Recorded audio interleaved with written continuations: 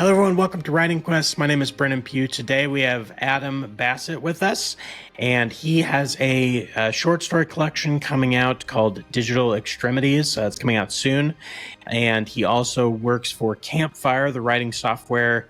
So we're going to talk a little bit about that. So welcome to the show. Glad to have you on. Yeah, thank you for having me. Yeah. So why don't you give us kind of your background? Who are you? How'd you get started in some of this and all that stuff? Yeah. So I started reading, I don't know, man. It was a while ago. Whenever I started writing was essentially some very bad spin-offs of whatever I was reading at the time, which I think is kind of how it goes. But as I moved forward and I started developing stuff that I wanted to, like, newer stories, I guess. And yeah, long story short, I just kind of like kept working at it over the years, and would there were sometimes like years when I would just stop. And I don't know. I got into like game design briefly at one point, which was very fun. And I would go like work on that maybe for a while, or I'd just like play Halo for a bunch instead. And then, I always came back to writing. And so a couple of things kind of happened roughly all at once, where I found some like writing groups. So like World Building Magazine was a big one back in, I don't know, 2018, 19, somewhere around there. And I joined them and really began to find a community in writing. We were like a volunteer group who were creating, free articles for people to read about world building and storytelling and stuff like that. It's still going, by the way, today. I'm not personally a part of it anymore. I just don't have the time. But I ran it for a few years, and I was a part of it for 5, I think, roughly. And it was a really good opportunity to not just find a community, but also, talk with people who know way more than me. Like I was no one wanted to do the interviews, but we wanted to have interviews. Mm-hmm. So I became the person who did that, very quickly. Yeah. And I just kind of like kept pushing the envelope with that. Like I ended up, some of the people that we brought on were, we brought on Ed Greenwood was one person who we spoke with, who like created Dungeons and Dragons. We brought in the guy who wrote, forgetting his name right now, but he wrote part of like Stargate. I got to interview him. Joe Mazzoli, I think his name is. Nice. Correct me if I'm wrong. Yeah. But yeah, just like bringing in a bunch of like outside talent and voices to kind of talk with. That was a big step for me. And then around, the same time I was working on that, I had a big career shift and went into UX UI design, which is the part of like creating a website or an application where I get to tell the developers what it should look like, and how it should work. Mm-hmm. Which is super fun. I love it. And that ended up getting me an opportunity to work with Campfire, which is a writing software and now a reading app, which was like the perfect alignment of interests. And I'm still working with them today. And that experience has kind of brought me back into, I had previously attempted some publishing maybe like 8 years ago at this point. It was an interesting experience, and I'm glad that I did it, but it kind of stopped there for a while. And kind of working with Campfire and being a part of some communities. I also recently joined Fanfi Addict, which is a book review group And kind of all of these things have really pushed me to want to get back into writing and publishing again. I'd always been writing, but like more seriously now, like actually trying. And so, yeah, that's kind of how we ended up here today. Is I've gotten this great opportunity to be a part of all these different communities, and really am just motivated to share some work and yeah, glad to be here. Yeah, that's, I've talked to quite a few people at this point about community seems to be a big one, like where, and even for me, like I started the YouTube channel, I was kind of just doing it by myself, and then it was like, as I've started reaching out to people, like not only have I found like there's such a wealth of people out there that are a part of the community, but everyone is like super nice, and like everyone's willing to help and be a part, and offer their suggestions and all that. Like it's really it's been very cool to jump into, and I think especially because writing can be pretty lonely depending on what you're working on or whatever. It's great to know that there's people out there who are rooting for you and you can share your work with and get feedback and all that kind of stuff. Yeah, I think that was one of the pieces I was missing. I said, like, 8 years ago I was trying some similar stuff. That was kind of the piece I think I was missing at that time, because I was working directly with a publisher, and I just kind of I had a one-on-one dialogue with them, and that was kind of it. And that was kind of where the buck stopped. And to only have that one connection, and we didn't have like a Slack full of the other authors they worked with. We didn't have really any resources. And I didn't know where to go to find that, because I had just graduated college at the time. I didn't really know anything. Since then, I've learned you can just go to Twitter or Instagram or something, but I also wasn't on social media very much. So, but yeah, I think like that has been one of the biggest game changers this time. Is I went in with intention to, be of not just like inserting myself into these communities, but also like trying to provide some value. Like earlier today, I would just like scroll through threads, and people are asking. I've like curated that one very carefully to just be authors and readers. And there's on my feed just a whole bunch of people like asking questions like, how do you find editors, or how do you deal with ARCs? And it's just like, oh, I'll take like 15 minutes out of my day and just like quickly respond to a bunch of these and try to like help people out. And it 90% of the time doesn't really do anything for me, but it's about giving back into that space and not just trying to take from it. Yeah, that's a great I think anyone who wants to be a part of a community, that's such a great perspective of like, obviously you want to join the community because it can help you and be beneficial to you, but then also I'm not going to waste my time over here. yeah, but like, how can you also provide value back to it? And that's the healthiest way to do that. I can like point to a couple of people who have been extremely helpful to me, like my editor for this book, BK Bass. He helped me edit it, obviously, but he also is a friend of mine who I met through World Building Magazine, who, if I just shoot him a message like, hey, what would you do about this? Or what do you think about this publishing, whatever? Like, he used to run a small press. And so he'll just like chat with me about that stuff just out of the kindness of his heart. And like that kind of relationship has been extremely helpful for me. And I'm just trying, I will not say that I am nearly as experienced as him, but I have at least learned a few things that I can point people toward. So yeah, pretty. So I'm currently working on something. So I haven't actually published anything.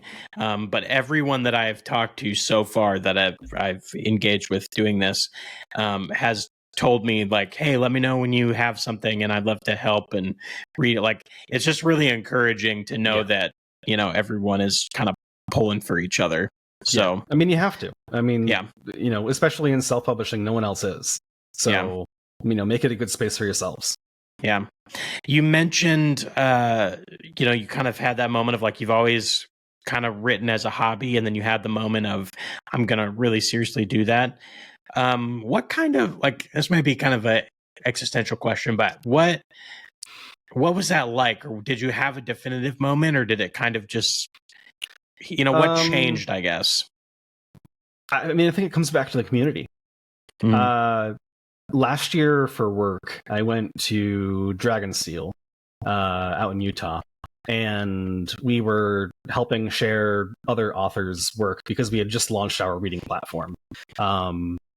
And we were just like handing out free codes to books and hoping that people would actually redeem them.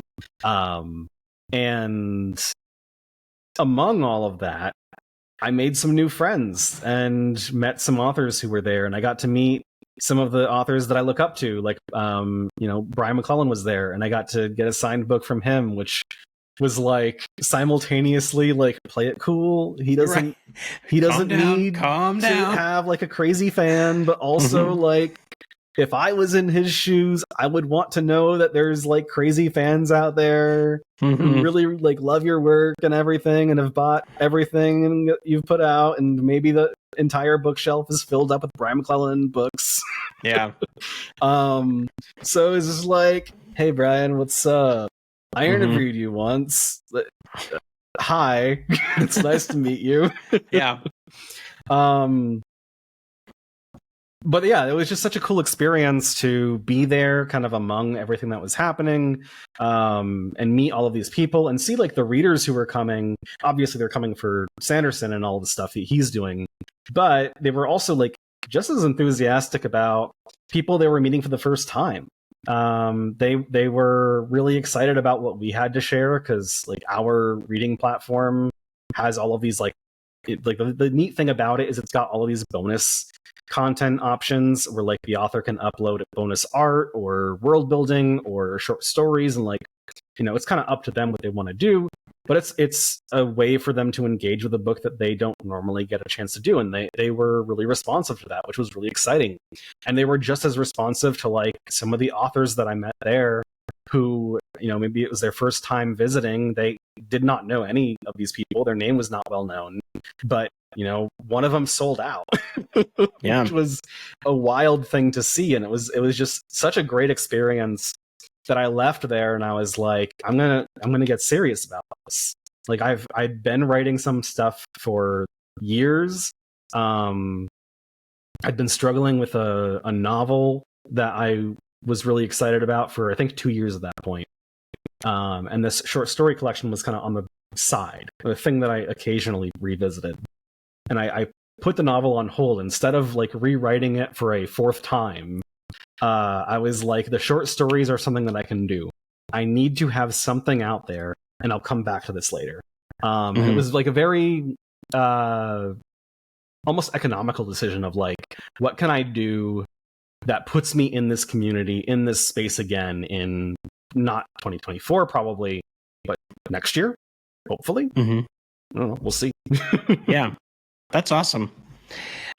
So we talked a little bit about Campfire, and I do want to get to your writing process and your book and stuff, but since we've been talking about that a little bit, so do you want to kind of explain a little bit of what you do there, and then maybe what Campfire is for people who don't know?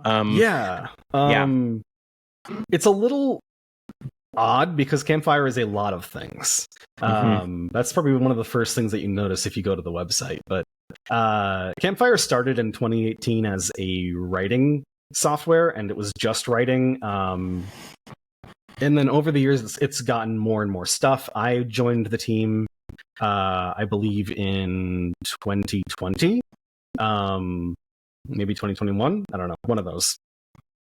And most of my time has been spent designing and updating those writing tools. So, for example, my specific role is like, the button should go here, and it should have this text, and it should do this. Those kinds of things, broadly speaking. And so that of course tenfold for, one of the big projects I've done is we redesigned actually I designed the manuscript module, which is like our text editor. And then we redesigned it a couple of times, just like learning from the community what people were doing with it, what people wanted to do with it, and trying to continuously improve these things. There's a whole bunch of other stuff too. Like one of my favorite projects was the map module, which before I got my hands on it was just kind of like, you put up an image and you could pin some locations on it, and that was pretty much it. It was cute. And I am really interested in maps. So I added a whole bunch of stuff to it. Now you can do all that stuff.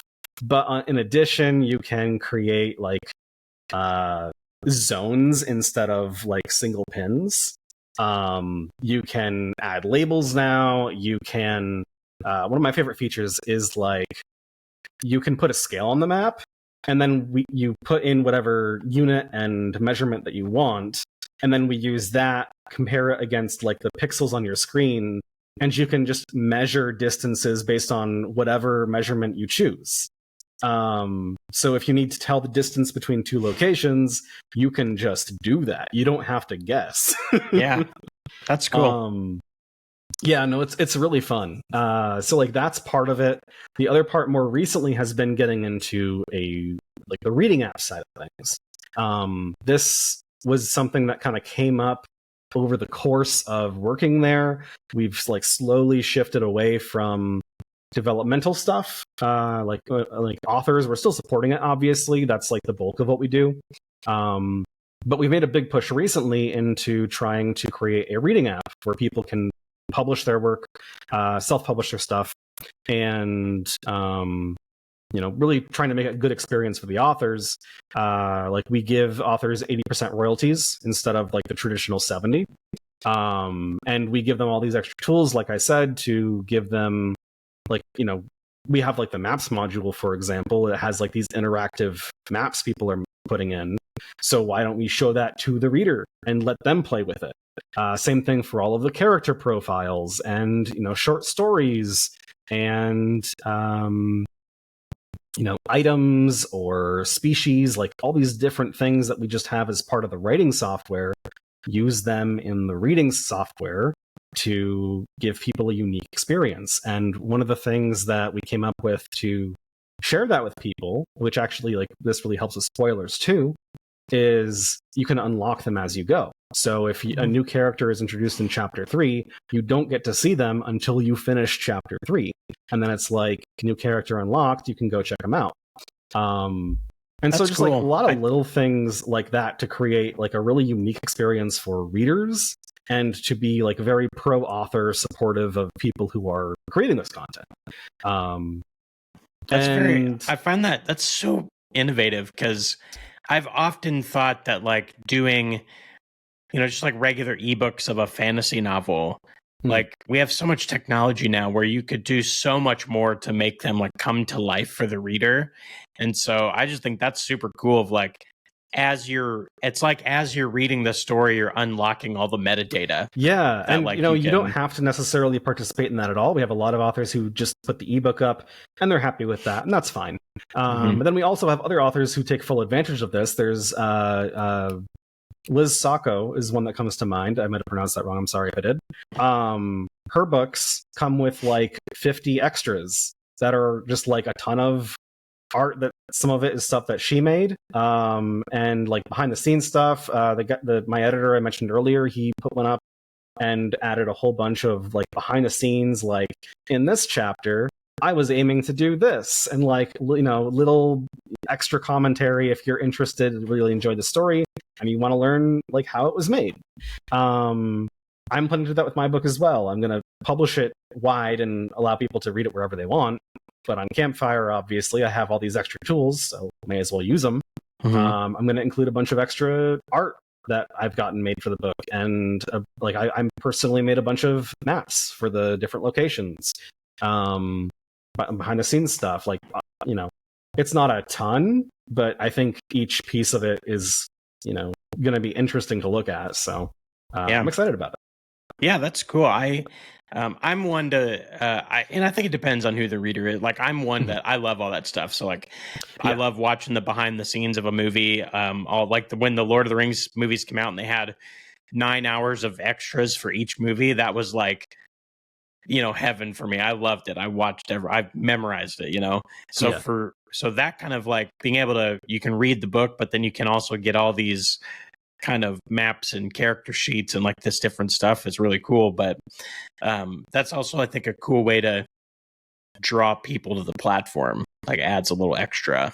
Yeah, for sure. It gives us something to say, like, you can read the book anywhere, but if you come here, then if you're the author, you can actually monetize some of the behind the scenes stuff that you've been working on. And if you're the reader, you get to enjoy that. That definitely has been the biggest hurdle for us, is finding the readership, though, because we've built ourselves up on authors who are notoriously not the best readers, like as a whole. Obviously, I think reading is like, almost essential for learning to write, but not everybody views it that way or has time, frankly. And so it's definitely been that's been the biggest challenge. But we're always like working on new ways to try and bring people in. And just, the biggest issue right now is just we just started. We don't have a big library yet, which is kind of good for the people who are there, because that means their book is seen more. But as it grows, I think it's going to be easier to bring more readers on. And as more readers come, then more authors come in. And it just, once it gets going, it's a whole like repeating cycle. Yeah, that's cool. What? So on the writing side of things, what are some of the things that Campfire can really offer? I've messed with Campfire a little. I've played in there a little bit, but I've never really totally dove into it. So what are for writers? What are some of the things it can offer?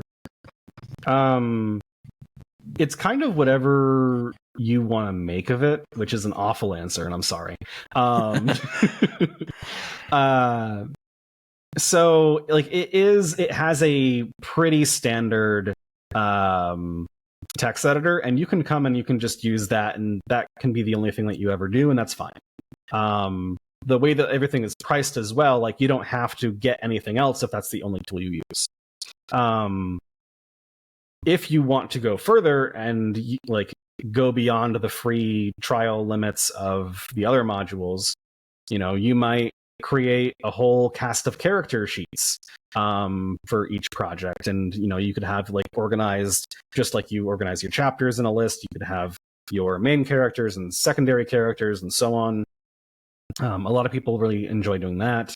Maps obviously are a big thing. We don't help you create the map, but we can help you put like stuff over top of it and connect it with other like locations that you've made, or like show character progress. There's one person, I actually made a map for him a while ago for a different project. I do map design on the side. I don't think I mentioned that. I made a map for him, and one of the things that he ended up doing with it was using it as a way to show characters moving throughout different points.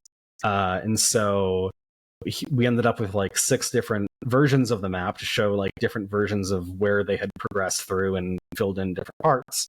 And then he was able to like bring that into Campfire as well, and use some of those tools to kind of elevate it further. We've also got like a whole flowchart system, a timeline module as well, where people can like, you can either use it for like the history of your setting or for working out different events in your plot. It's very flexible. We created a whole calendar module. You can make fantasy calendars.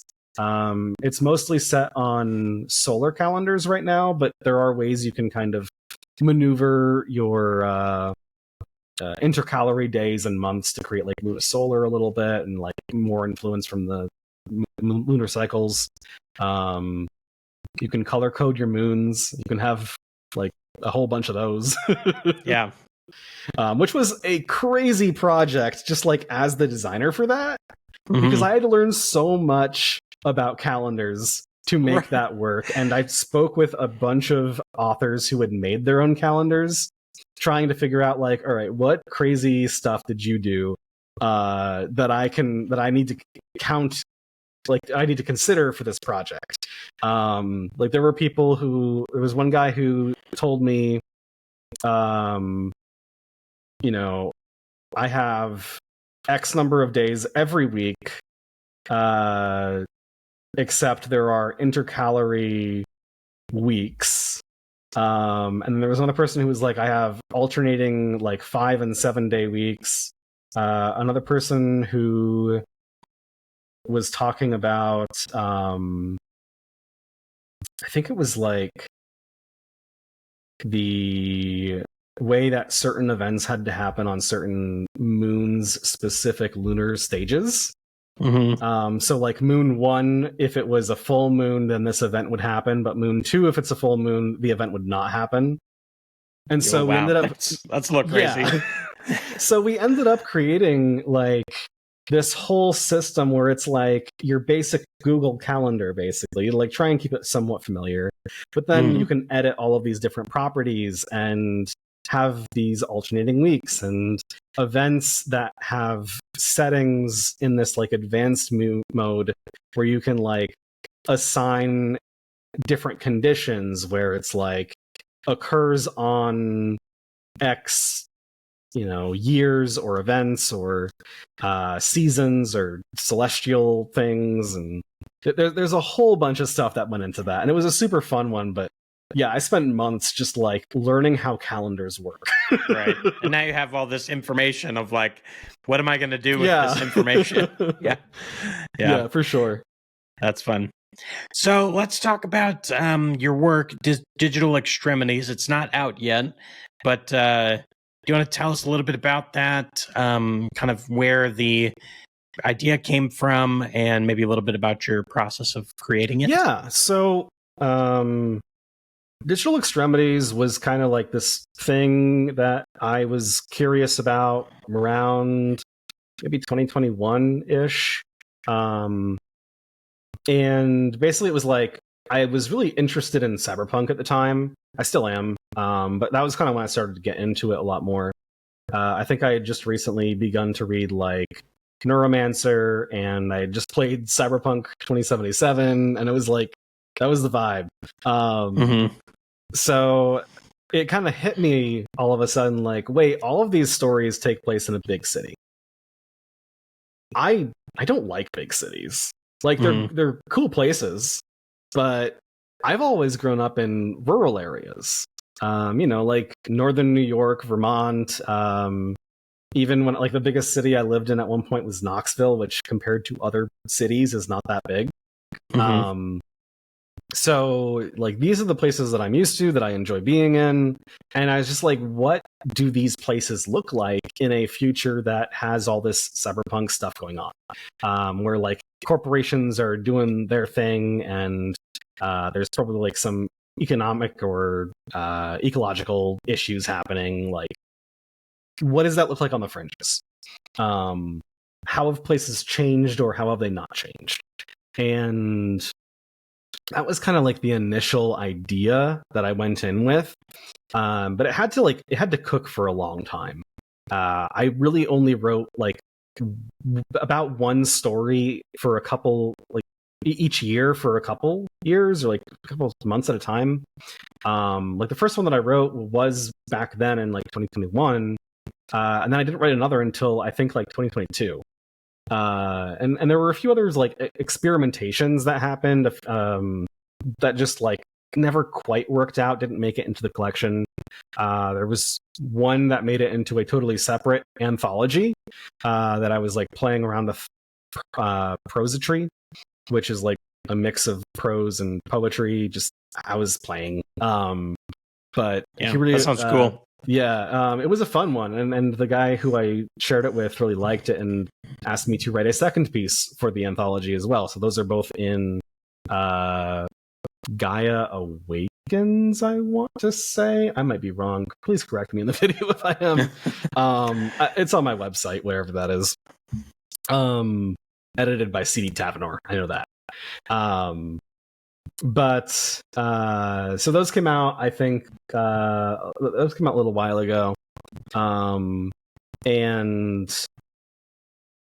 kind of as that novel project that I mentioned kind of kept kind of grinding, and I really felt this drive to get something out there, this became the project where it's like I've always been like better with short stories.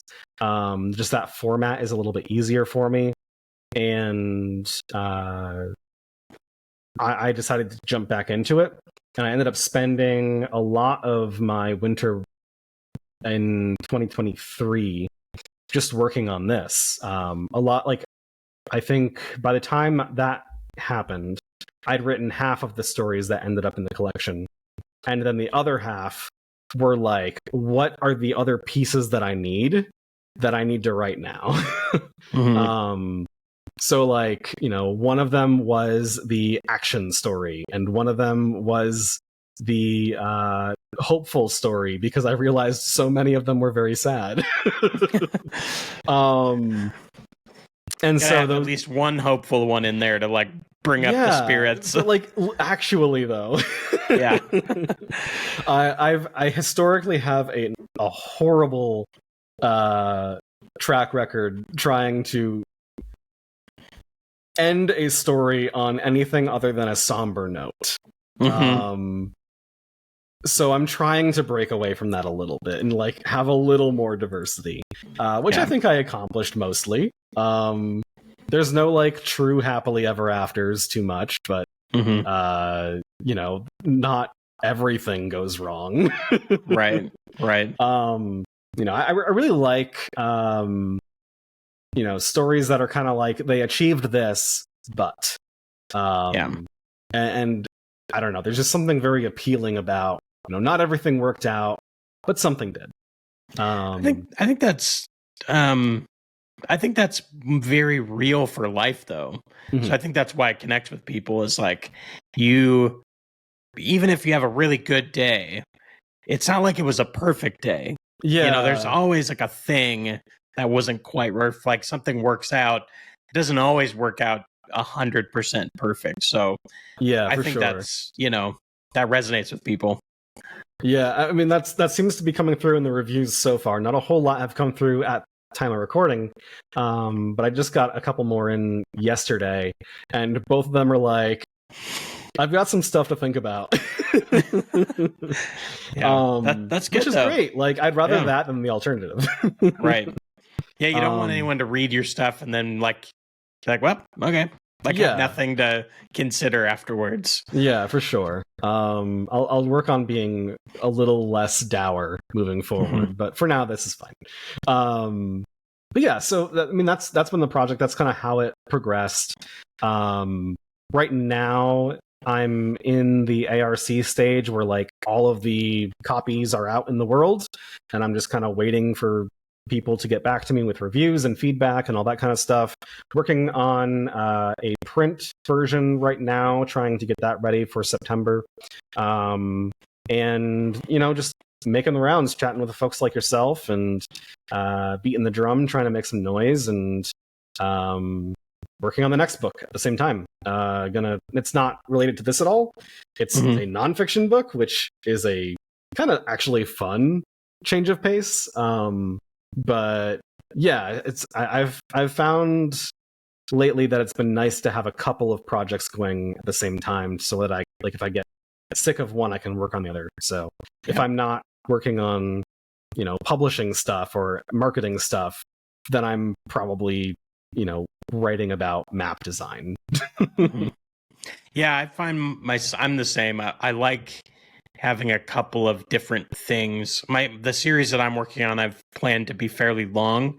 And so what's been nice about that is if I get stuck, you know, if I'm writing book one or whatever, if I get stuck, I can jump and be like, well, I do have an idea about this thing that happens, you know, in this project later down the road. Yeah. And so I like having a couple of projects to it kind of refreshes my brain. If I get stuck, I can still jump over and do something else and then come back to it later. That's been one of the most, you mentioned series, that's been one of the most surprising things about this whole experience for me was like, I never went into DE thinking it would ever be anything more than a standalone.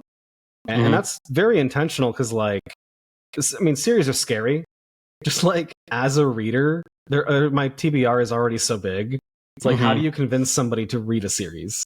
Yeah. Obviously, like people love them, and so they will. But just like to me, a standalone feels so much more approachable, and kind of coming into this, you know, basically a new debut. Like I've just been out of it for so long that it may as well be. Like that felt much more realistic to have a short book and standalone, so that it's extremely hard to say no to. But people who've read the stories, a couple of them have been like, I want to see how like this continues. Like, you know, this one story really resonated with me, or like, you know, there's one in the final story. There's kind of a side, like a B plot that never really gets resolved. It's like a device to advance the A plot, if that makes sense. But the B plot itself kind of gets it's dropped. Like, it's like almost a B plot. Yeah. Like if the story continued, it would have been. But it ends up just kind of helping to resolve the main one. And some people have reached out to me like, hey, I want to see the other half of this continue into like wherever that was going, because that was really cool. Like that was the story that, like, that's the most cyberpunk one among them, and so that's the one that has all the flashy stuff, like, you know, glowing neon tattoos and you know, all the like the cyberpunk tropes at that point in the final story are like more or less there. And so the people who are really excited about that side of things are like, do that again. Right. It's like, I don't know, maybe. Yeah. I have I recently realized I have kind of a prequel novella that I've been working on, and I've kind of jumped around with it for quite a few years now, and I've written some in a notebook, and I wrote some on the computer, and I, you know, kind of just got a little away from me, and I realized the other day, not too long ago, that I'm actually pretty close on it if I compiled everything that I had, you know? With, you know, there's a few holes and things to fix up, but similar to what you're saying is like, I kind of feel like I'm ready to get some writing out there, but a novella or like a short story, like that's an easy way or an easier way to get something together and put it out there to kind of test the market on, like, do people like what I'm doing? So I'm kind of working on getting that compiled and kind of ready for editing and stuff. But yeah, I think that's a smart way to approach it, because like there's so much content out there, it's impossible, you know. So to have something that is really easy to pick up and read in a short period of time. I've had some people read this collection. It's like 55,000 words. I think it's like 230-ish pages. I've had some people read it in like 2 or 3 days. Like it's not like, if you really want to, you can get through it very quickly and easily. It's not very daunting. I think that's been very helpful with like the ARCs and trying to get people interested in it. Because it's like, you know, even if I don't like it, I'm not losing that much time. And, you know, being very flexible, especially again with the ARCs, those went out months ahead of the release date. So like, you know, there's been people I've seen who it's like, oh, I only have like a week or two to review this. That's not going to happen. Even with a short book. So, like just a big goal of this project has been very intentional to basically present something that is hard to say no to. Like if the initial concept has like is at all interesting to you, then the book is small, it's a standalone, and big lead times on like when it comes out. So like no stress. So like that's been very intentional on my part. Yeah. Are all of the stories in the collection, are they connected, or are they are they all separate, or They all take place in the same world. They generally do not impact one another. There is one that you see a character return from a previous story as kind of like a secondary person who helps move the plot along. And we get a little glimpse of like, you know, things kind of ended rough for them, as is the trend in my stories, I guess. And so we do get a little resolution with that, where it's like, oh, they landed on their feet, they're going to be fine. Which has been one of the most surprising parts from some of the readers. Like that those two stories have been some of their favorites, I think, in part because of that connection. But generally speaking, like the rest of them, aside from existing in the same world, they might like briefly mention each other in like some world building moments or something, where like, you know, in one story we mention you know, a company who might be doing some shady stuff, and then in a later one we mention how they like helped bankroll something. Like little glimpses like that, but it's very much focused on the individual stories and on their own. It is, you know, a shared world. It sounds like, and correct me if I'm wrong, but it sounds like you are a pretty big fan of world building and getting into the weeds of that stuff. You mentioned you're working a book about maps and all of that, which is awesome. So first off, maybe we can talk about maps and maybe some of your thoughts about what's a great way for writers to go about some of that. But then also, if you have any kind of world build, like if you were like kind of new at this, you're like, I don't know really where to start, you know, maybe some thoughts about that. So just since we're talking about storytelling first, I'll touch on the second point. If you're looking into world building, you don't know where to start, think about what the story needs. You can do a lot of fun stuff in your world building, you know, very flashy things or exciting ones or whatever. But if it doesn't serve the story, then it's distracting. It's a bunch of stuff that you have to explain that doesn't help you. That I think is one of the most difficult things people who love world building have to reckon with, is that you can't just throw the entire kitchen sink in most of the time. There are some worlds that just embrace being a kitchen sink, and you know, that's great. But it definitely, I think like that almost requires in some sense like a comedy angle, where it's like, yeah, some random stuff is going to happen and you just have to accept it, like almost like Terry Pratchett level stuff, where you know, in Feet of Clay, there is a whole chapter told from the perspective of a bull, and you get a little bit of world building from like that perspective, just very briefly, randomly.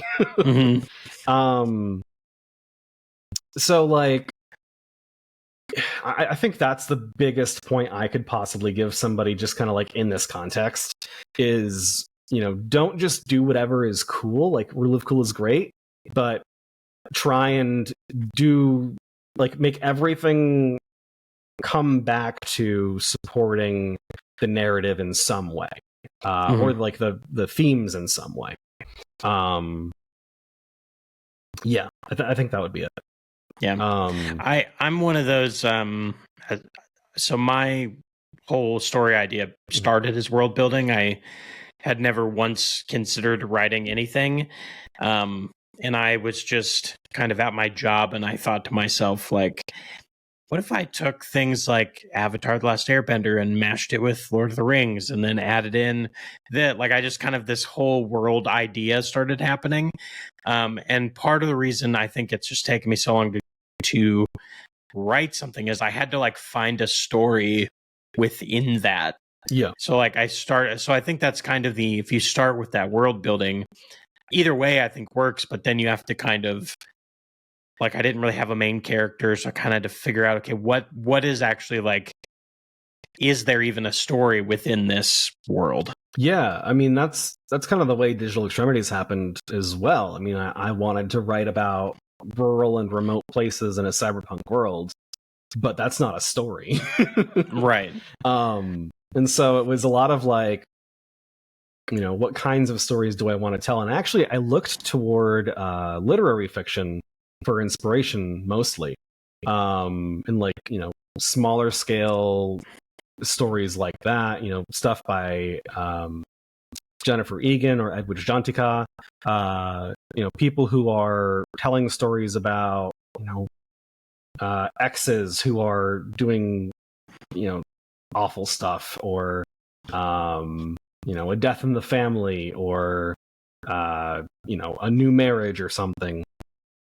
Little moments like that which carry such heavy weight because it matters to those characters. And then kind of bringing in that world building and those sci-fi fantasy influences, and it's like, how do we elevate that to kind of exist in this place? Yeah, I think that's where I guess I agree with you, is my point.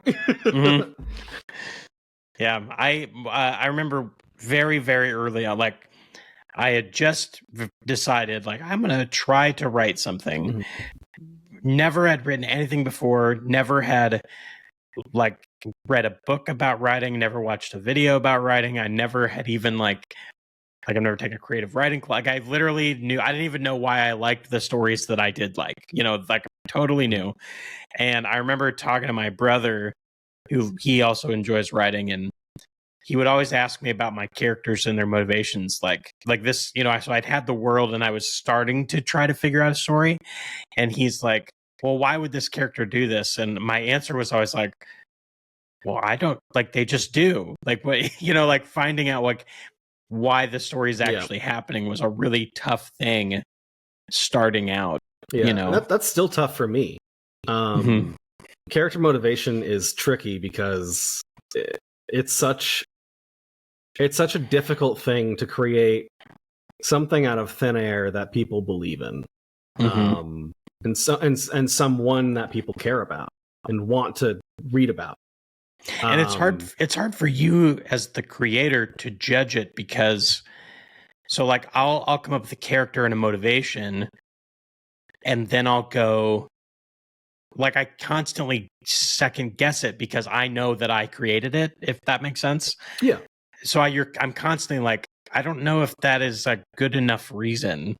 Like, I think it is when I first say it, and then the more I talk about it, I'm like, is this good enough? Are people actually going to believe that that's, Yeah, I don't know what to tell you there, man. But I will say I'm trying to listen to people more when they read my work. Listening to my beta readers and editors, and now people who are reading the final version. There's always been this kind of like anxious feeling where it's like, this actually sucks. You're making a mistake. But haven't gotten a rating lower than 4 stars so far. I'm sure it will come. I'm sure I'll get one eventually. I'm sure I'll get some 1 stars eventually. But I mean, the people who were interested in it and took a chance on it so far are saying good things about it. And I'm trying to just shut myself up and listen to them and not respond and just be like, thanks, and just end it there so that I stop talking. It's that whole imposter syndrome thing of, it's like you do a thing, you put the thing out there, everyone tells you it's great, and you're still kind of like, I don't know. And it's also like, I think it's important to take some time and reflect on the things that people are saying you did well. Like I like to ask people, like, which story was your favorite, or what part of it did you like, etc. And that is a way for me to tell, like, those are the things that I'm doing well. Whatever they didn't mention, I'm either average or not doing great in.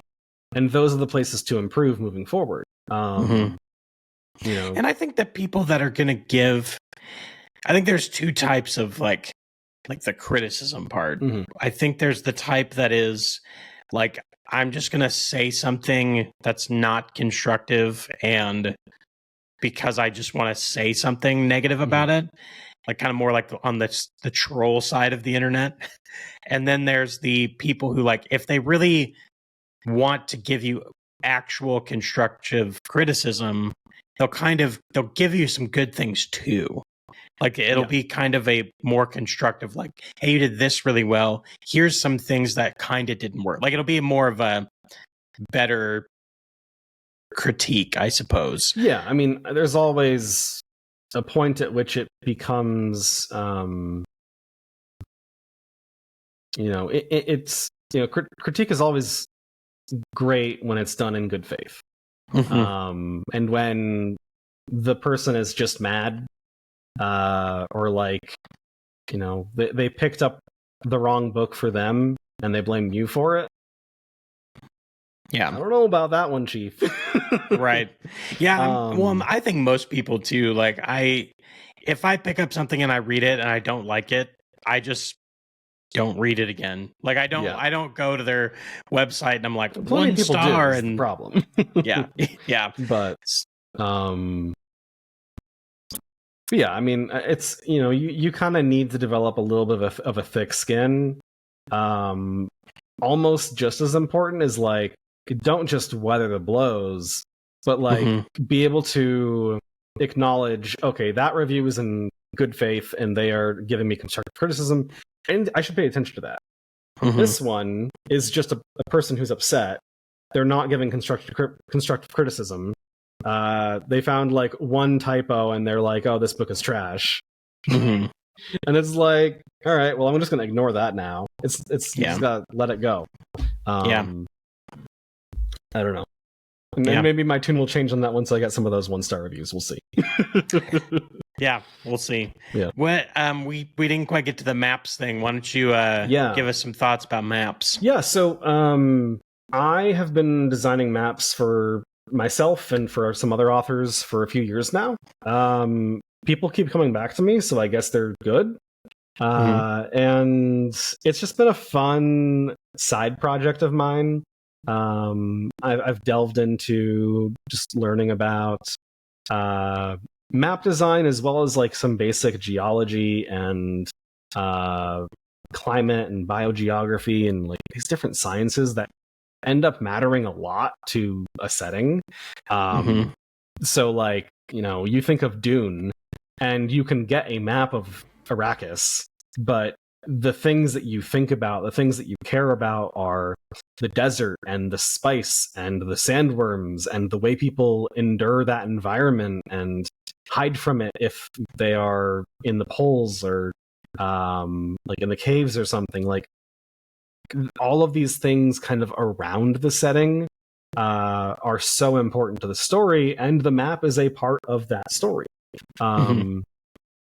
ideally.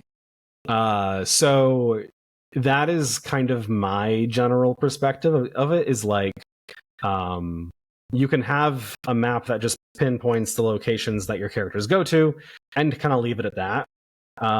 Or you can kind of develop it alongside or in retrospect of the story and really make it reflect what's going on. So, for example, I did a commission for Robin Dabney, an author who is working on a series that involves mountain climbing a lot. And so one of the big things that she wanted to talk about was we really wanted to make the mountains a big part of the map. And so I hand drew all of those mountains and really like emphasized the really important ones. Tried to, it was a little more exaggerated because of that. Similarly, I worked with B.H. Pierce on a map of this lake, which he had described as having these areas which, like, the land would like shift over time. And so like the map was always changing. And I was like, buddy, how do I draw this? Right. Right. And that ended up being the easy part. He was like, I just want some circles to kind of indicate those zones. That's fine. Yeah. Like the really fun part for me ended up being this was all based on a setting that was like kind of based on sort of the 18th century, sort of as like America was first being discovered, like that kind of expedition sort of focused period. And so we illustrated like the lakefront really well, and the rivers and the towns that were all along the water. But everything else was unknown to the person who made the map. And so it just sort of ends there and fades away. And so like we were referencing these old like 18th century, 17th century like survey maps that people were making of the Americas, and some geography of Maine, which the lake was based on. And it just turned out to be this really fun project that had like this really cool sense of style. And so I guess that's part of the map existing in the world, is like, you know, how we're not just drawing the shape and putting on the different points. We're trying to make it look like a very specific thing, design it in a way that, you know, somebody in the world might have seen it. Yeah, but that's cool.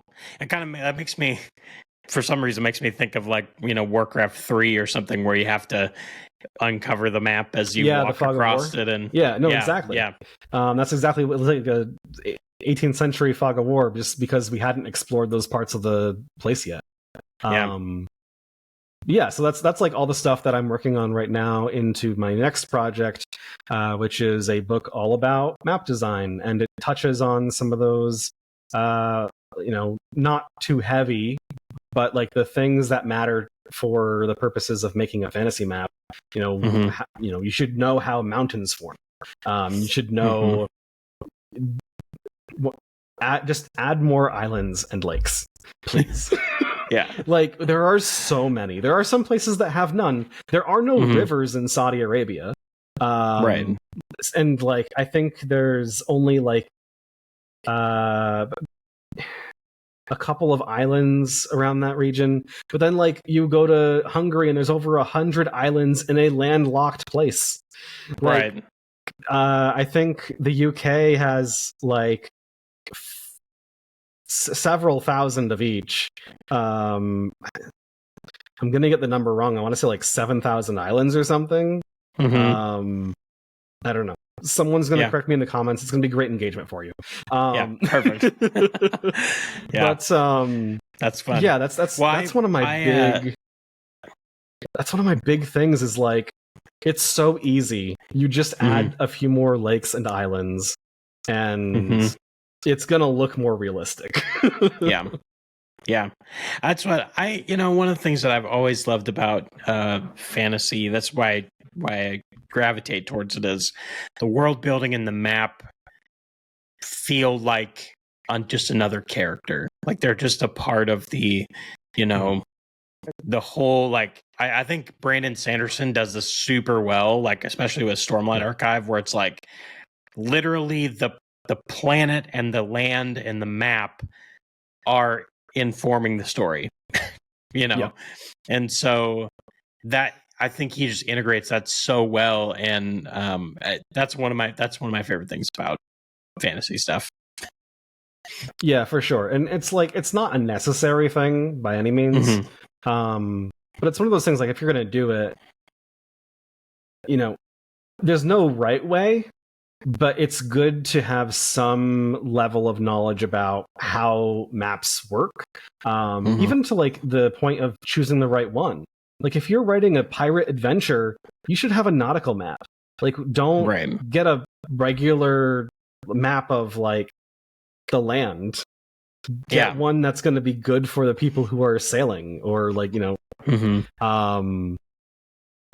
also considering like, in sci-fi, maps are totally different. They're 3 dimensions, because you have to, like, if you're going through space, then that is an entirely different kind of thing you have to consider. So like little things like that, I think are just so important to helping make the entire experience feel a little bit more whole. Yeah. So, yeah.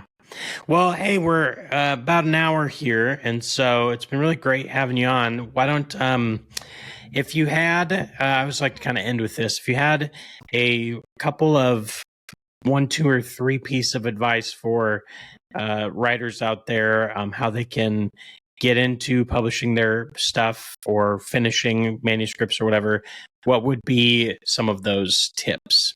well, going in order of the normal process, finishing your manuscript. I don't know, guys. You gotta just do it. Like, it's okay if it's bad. You can fix it later. You just gotta getting through that first draft. Yeah, and like that's not necessarily a difficult thing for everybody. It might come easily for you. It might not. Whatever the case may be, just dedicate some time to fixing it or to finishing it in whatever way makes the most sense for you. For me, I do it mostly in like short bursts. There are other people who will like set a timer for 2 hours and just write for that entire time. Pomodoro method is a big thing for some people. Like, there's a bunch of different ways you can approach it, and you just need to find whichever one works for you for that project, and you need to take the time to finish it. In whatever form that takes. It's different for everybody. So, if one thing doesn't work for you, that's fine. That doesn't work, move on to the next. As for publishing, it depends on what you want to do. Like, that's if you want to do self-publishing, that's easier than ever. You can self-publish on Amazon, Barnes & Noble. Like, a few weekends ago, I got Digital Extremities up on Amazon, Barnes & Noble, Kobo, Campfire, and then the rest of the platforms are all through Draft to Digital, which is like an aggregator that puts everything out there for you. It took some time, but it was pretty easy for the most part. You can go pre-order it right now. A little plug there for you. And it just, you look up the information you don't know, ask people who've done it before, but you really can do that part on your own. If you're looking at the trad, get together a query letter and a manuscript that is polished. Don't send off unedited work. And make sure you read the submission requirements and the different things that each publisher or agent actually are looking for. Like, don't send your epic fantasy to somebody who is exclusively publishing romance. And it's a numbers game at that point. Sometimes it'll be the first person you send it to, sometimes it'll be the 1,000th. Like, it's just, I would treat it like almost like reaching out for job interviews. Schedule some time each day to do some research or to send out some emails to people. Maybe set a goal of 4 or 5 emails a day, and that just adds up over time. And once you get that agent, that publisher, things will kind of be on a track. It won't necessarily happen right away. I met someone recently who got an agent 3 years ago, and their book still isn't out there yet. They just haven't quite been able to sell it. And so these things take time. That's a little bit of an extreme, I think, but it's one of the cases that might happen. And you don't just sit there and wait, you work on the next thing. Another friend of mine, one of the people who edited Digital Extremities, actually, Beth, she has at least one project on submission right now, looking for an agent, and she's working on 2 other books at the moment. She's just kind of still writing, and she's still pushing stuff out there. Don't wait for something to come to you. You've got to go and get it. As uncomfortable as that can be. Yeah. But I mean, that's how it works, unfortunately. I won't get into it now because we are. This would be a whole other podcast in itself. But the publishing industry is insane at the moment. And you are going to be doing a lot of the work kind of either way. Publisher will probably help you. Agent will probably help you. But they're managing a lot. And odds are they're going to be focused on other things. Self-publishing, you got to do all the work yourself. It is what it is. Yeah. Yeah, that's maybe we definitely, if we could talk about that at a later time, because we didn't really get into much of that, but I think that there's a lot. I agree with you. I think no matter which way you go, it's a lot of work. And there's a quote from Alex Hormozy. I don't know if you know who that is. He's been kind of blown up on the internet recently, but he said something about, he says volume negates luck. So kind of what you were saying about like, just send 5 emails a day. Just send it out to as many people as you can find. Yeah. And like I said, don't like just send them out to anyone, but send them out to anyone who might be a good match. Even if it's like somebody who you don't think you could possibly ever get, like, you know, your dream agent, your dream publisher, send that anyway. Doesn't matter. Just as long as it's like within their submission requirements, you know, who knows, something might happen. The worst thing they'll say is no. Yeah. You know? I mean, a little backstory, kind of somewhat related to this. Campfire was not hiring when I applied. I just sort of showed up. Yeah. Like, I work here now. Yeah, I was like, hey, I have seen your website. I could help you with that. Yeah. And I happened to get lucky with it.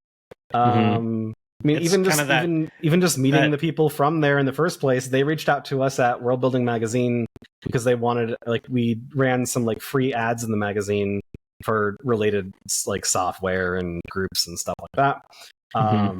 They were the first person to ever reach out to us instead of us reaching out to them to try and like score some kind of publicity deal. And because they reached out to us first, I was like, this is a scam. This isn't real. There's no such thing as Campfire. Right. So yeah, I just like, you know, random stuff happens. Just go for it.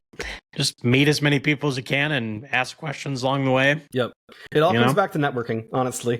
You know, putting yourself out there, meeting people, you know, eventually somebody is going to mention your name or you mention theirs. And, you know, we mentioned this earlier, like the entire, like, writing community generally is just supportive, helping each other out, like, because that's what we got to do. Yeah, for sure. Well, it's been great having you on. And why don't you tell us real quick about where we can find you, when's the book come out, where we be able to get it. Yeah. That stuff. So if you want to follow me wherever I hit my light. If you want to follow me, I'm at Adam C. Bassett on Twitter, Threads, Instagram, mostly on the first two. I don't take pictures, really. And I'm also, you can find me on my website, adamcbassett.com. There's a bunch of info there about how to pre-order Digital Extremities. It's available right now pretty much wherever you read. There's going to be some extra stuff on Campfire if you like that. If you want to read it somewhere else, you can also just get the extras if you do want to check it out. The map design book is coming out, I don't know. It's still in the first draft period, but it's getting close. Hopefully soon, right? I'm hoping beginning of next year. I think I can make that happen, but we'll see. I don't know. Maybe I'll show up again here, and we'll be chatting about it again soon. Yeah, definitely. But yeah, that's on the way too. And if any of the stuff about Campfire was interesting, look up campfirevetting.com. We also have the Campfire reading app, if you want to go check out some indie authors there. Bunch of cool people who are just, you know, trying some new stuff. So yeah, I think that's everything. Did I miss anything? No, I think it sounds great. So when does the book come out? What's the date? Yeah, what's the date? Yeah, I just thought of that. Yeah, so the book comes out September 24th. Okay. Is the plan. we'll see Cool. how everything goes. Ebook for sure. Physical copy, I'm still working on. So hopefully that something comes out at the same time. Yeah. Awesome. Well, I'll link all that stuff down in the description. So if anyone's interested, they can check it all out, and I'll throw a link down to Campfire in there too. And so thanks so much for being here, and thanks everyone for watching. This has been Writing Quest with Adam Bassett. Great to have him on, and we will see you next time. Yeah, thank you for having me.